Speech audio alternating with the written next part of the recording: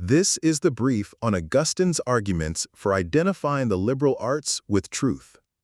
So, how can learning subjects like grammar and logic prove the soul is immortal? Well, that's a question Augustine tackles in his early work, Soliloquia. He argues that the 7 liberal arts are basically identical to absolute truth itself. And, this idea becomes a critical step in his proof for the soul's immortality. Let's unpack how he builds that case. First, he says the stuff in the liberal arts has to be true. He calls this predicative truth. His logic is actually pretty straightforward. Think about it.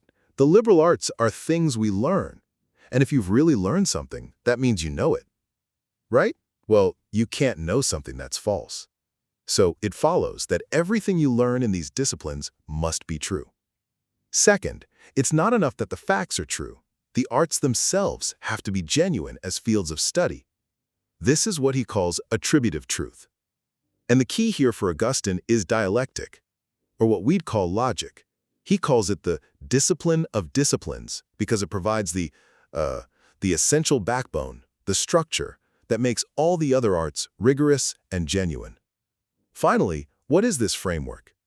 Well, it's built on 3 things: having clear definitions, making logical divisions, and using sound arguments. This whole setup turns the liberal arts into structured sets of necessary, true statements. And here's the kicker. Augustine believed these structured truths are basically a map of the universe's unchangeable blueprint, what he called intelligible reality. So for Augustine, learning these structured truths isn't just schoolwork.